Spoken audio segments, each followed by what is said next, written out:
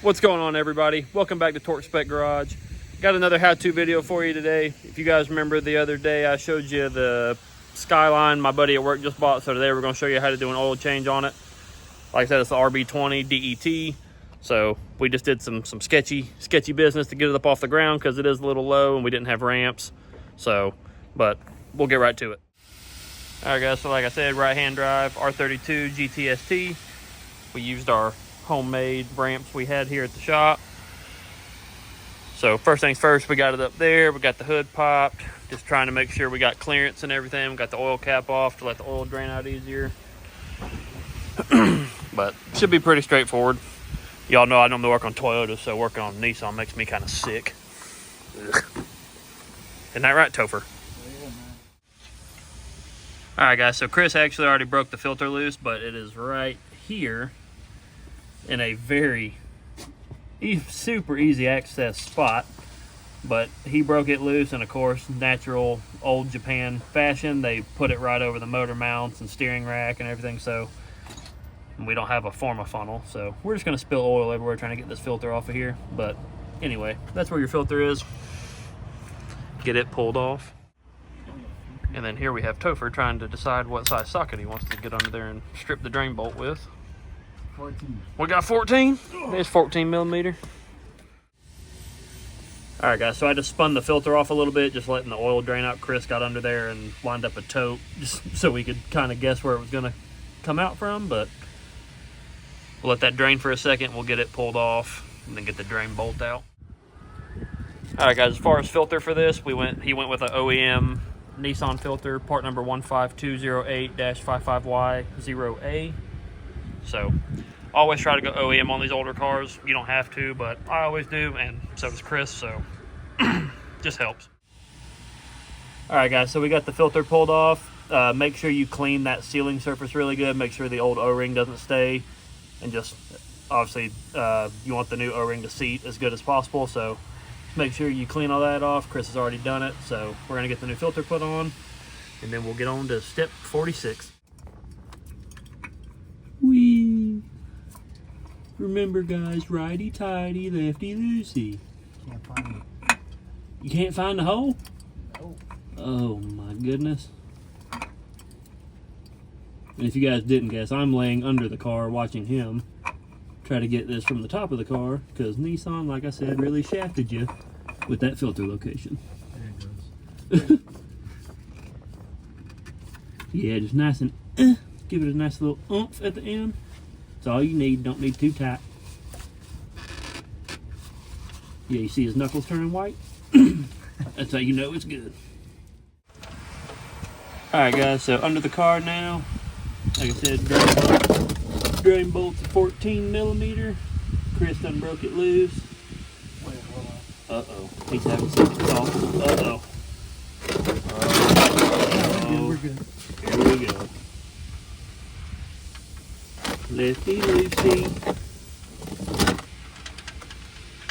Oh! Oh, dude, you didn't even drop your nut in the pan. You are a professional. Oh, okay. I take it back.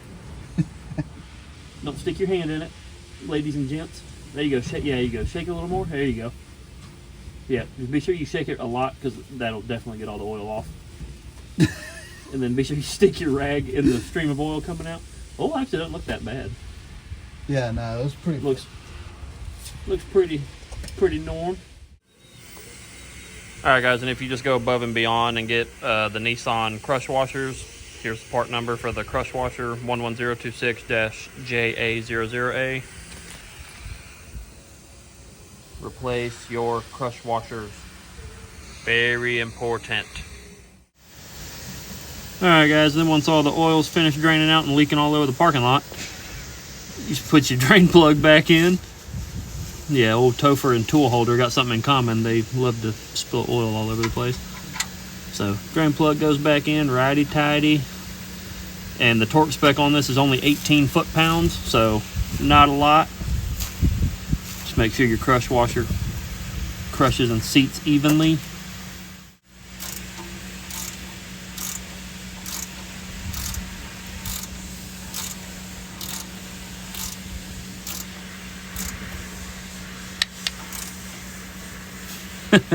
I know I told you guys the torque spec, but Chris is going more for the feel it rather than actually torque it.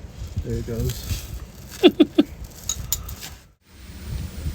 All right, guys, once you get all that done, you come up top. This car calls for 4.8 quarts approximately with a filter change. If you have an oil cooler, it might hold around 5.5, but this car does not have an oil cooler on it. So get you a funnel. He's going with Mobil 1 high mileage 1030, and then just carefully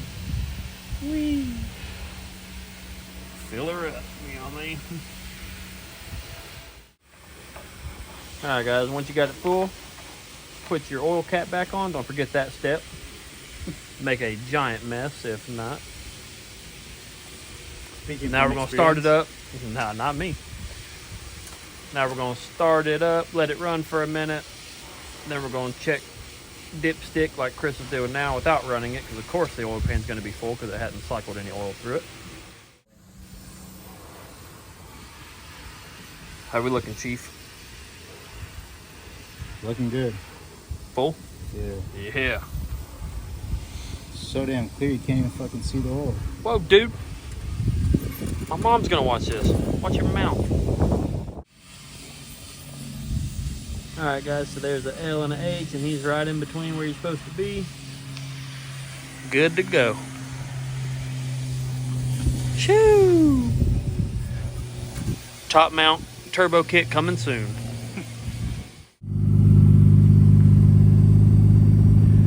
Letting her warm up for a second. Chris is up underneath there, making sure we ain't got no leaks.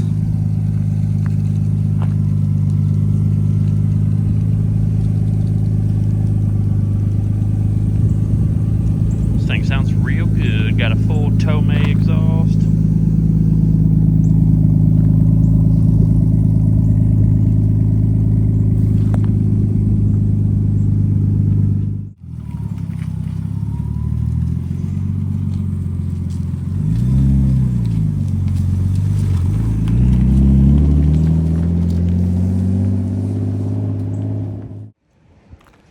All right, guys, and that's going to do it for another video here on Torque Spec Garage. As always, I appreciate you guys for watching. If you have any questions, leave them down in the comments. You know, I'll help you any way I can. This is just a fun little how-to video. If you got one of these older Japanese cars or a motor swap car, and you need to, well, if you got a motor swap car, you probably know how to do an oil change. But I'm strapped for content, so easy content's good content. But thanks, appreciate you guys for the support. I'll catch you in the next one. Later, guys.